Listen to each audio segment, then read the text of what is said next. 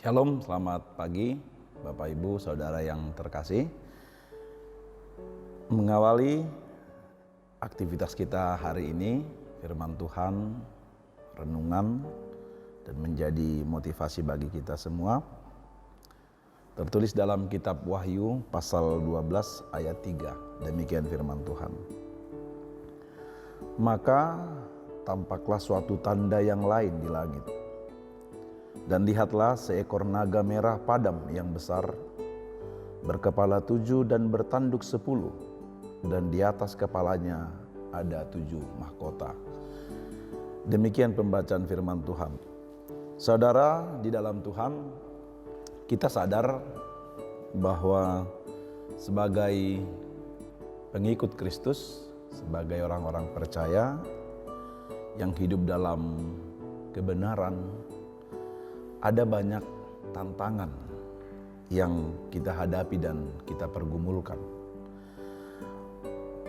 Bukan saja menyangkut hidup jasmani kita, tetapi yang lebih besar dan yang lebih berat adalah menyangkut hidup rohani kita. Sebab di mana kekuatan dan kuasa iblis masih terus berusaha dari masa ke masa untuk menghancurkan, bahkan membinasakan pengikut-pengikut Kristus. Saudara yang terkasih, apa yang dinyatakan dalam nas renungan pagi ini, Wahyu 12 ayat 3 ini, merupakan gambaran dari sebuah realitas kehidupan gereja, kehidupan pengikut-pengikut Kristus, hidup orang-orang percaya dari masa ke masa, dari zaman dahulu sampai akhirnya nanti Kristus datang kedua kali. Disebutkan seekor naga dengan warna merah padam, berkepala 7 dan bertanduk 10, menggambarkan bahwa ini gambaran dari si iblis yang sangat kejam, merah padam. Si iblis yang sangat kejam dengan kuasa kekuatan yang ada padanya. Tanduk kepala 10 dan tanduk 7 serta mahkota 7 yang ada di kepalanya adalah simbol atau gambar dari kekuatan dan kekuasaan iblis. Karena itu pertama dari nas renungan hari ini, kita bisa memahami bahwa iblis juga memiliki kekuatan, memiliki kuasa yang sangat luar biasa, kejam. Dan ini sudah dinyatakan bukan hanya saja pada masa kini, tetapi juga di masa-masa yang lalu. Kita melihat bagaimana Herodes ingin membunuh Yesus dengan mengeluarkan perintah supaya semua anak-anak berusia 2 tahun harus dibunuh dan dimatikan. Pun juga ketika kejatuhan manusia ke dalam dosa, apa yang dilakukan oleh iblis melalui ular kepada Hawa dan Adam adalah ingin menjatuhkan dan merongrong manusia ciptaan Tuhan itu untuk menjadi memberontak kepada Allah dan menjadi taat kepada iblis. Dan juga sampai pada zaman Wahyu ini diungkapkan kepada Yohanes, juga terjadi penyiksaan bagi orang-orang percaya dan orang-orang Kristen, di mana Kaisar Domitianus, Kaisar Romawi pada masa itu, memerintahkan semua orang yang berada di bawah kekuasaan kekaisaran Romawi harus sujud menyembah kepada Kaisar Domitianus dan bersaksi mengaku bahwa Kaisar adalah Tuhan. Ada banyak tantangan kita, orang-orang percaya dari masa ke masa sampai saat ini, dan mungkin bahkan lebih dahsyat lagi sampai Kristus datang waktu kedua kali. Dan iblis dengan segala kekuatan dan kekuasaannya dengan segala kekejamannya hadir dalam berbagai rupa-rupa, dalam berbagai manifestasi, baik melalui penguasa, itu yang disebutkan oleh Paulus dalam Efesus 2 ayat 2, bahwa iblis itu digambarkan sebagai penguasaan kerajaan angkasa. Bahkan dalam kemajuan ilmu, teknologi, kemajuan perkembangan zaman, tidak menutup kemungkinan bahwa berbagai hal akan dipakai oleh si jahat dan si iblis yang terus berusaha dan berupaya untuk menghancurkan dan untuk membinasakan kita, pengikut-pengikut Kristus. Tetapi saudara yang dikasihi Tuhan, bila kita baca lebih lanjut ayat 4, 5, 6 dan seterusnya, kita akan melihat betapapun luar biasanya kuasa, kekuatan dan kekejaman iblis yang ingin menghancurkan dan membinasakan Kristus dan seluruh pengikutnya di dunia ini.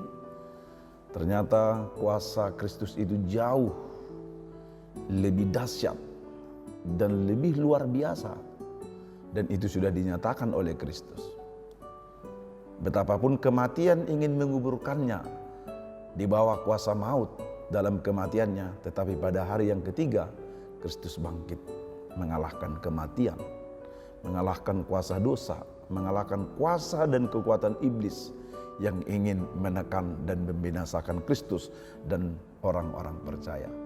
Maka saudara-saudara dikasihi Tuhan, pesan yang sangat penting untuk kita pegang dan kita renungkan dari Wahyu 12 ayat 3 ini, betapapun luar biasanya kekuatan, kuasa dan kekejaman si jahat iblis yang ingin merongrong dan membinasakan kita, ada kuasa yang lebih dahsyat, yang jauh lebih besar, yang sanggup mengalahkan kuasa dan kekuatan iblis itu, yaitu kuasa dan kekuatan Kristus yang kekal.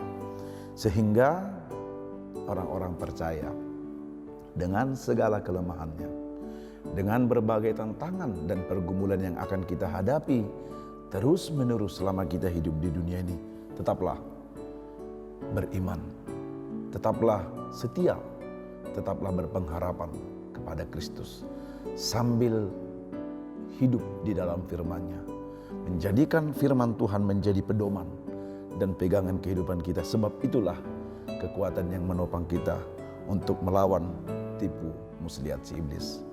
Amin. Kita berdoa. Kami mengucap syukur kepadamu Allah Bapa di surga untuk kasih setia Tuhan yang senantiasa kami rasakan, kami renungkan sampai pada pagi hari ini.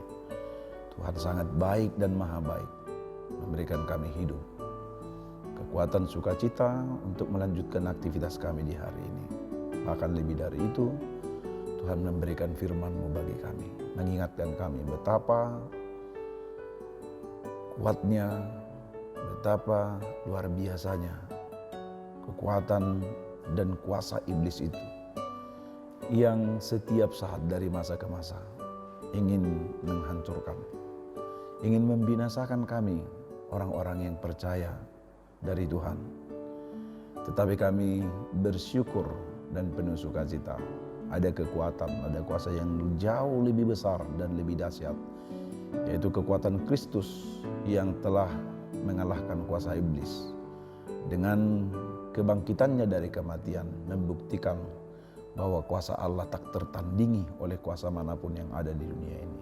Karena itu, tuntunlah kami di dalam roh-Mu untuk setiap saat, setiap hari selalu setia, beriman, berpegang, dan berpengharapan pada Kristus dan kekuatannya, dengan tetap hidup di dalam firman Tuhan sebagai pedoman dan pegangan hidup kami, yang menolong dan menopang kami untuk senantiasa hidup berpengharapan dan hidup dalam kebenaran seturut dengan kehendak Tuhan.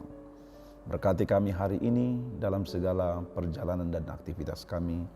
Kami memohon Roh Tuhan yang memimpin kami, agar hati, pikiran, dan jiwa kami senantiasa diajar dan dituntun untuk melakukan hal-hal yang benar, yang berkenan di hadapan Tuhan. Dengan kemurahan Tuhan kami memohon, Tuhan mencukupkan apa yang kami perlukan untuk hari ini. Tuhan berkati seluruh jemaat-Mu dari keluarga, lepas keluarga, dalam setiap aktivitas mereka, pekerjaan mereka di rumah. Tuhan cukupkan apa yang kami butuhkan hari ini. Berkati jemaat-Mu yang berulang tahun satu hari ini, berikan mereka sukacita dan selalu bersyukur kepada Tuhan. Demikian juga yang bergumul dan yang sakit, Tuhan berikan kekuatan dan kesembuhan. Dalam Yesus Kristus kami berdoa dan mengucap syukur. Amin. Demikian renungan untuk hari ini. Kami dari HKBP Limo menyampaikan selamat pagi dan selamat beraktivitas bagi kita semua. Tuhan Yesus memberkati. Horas.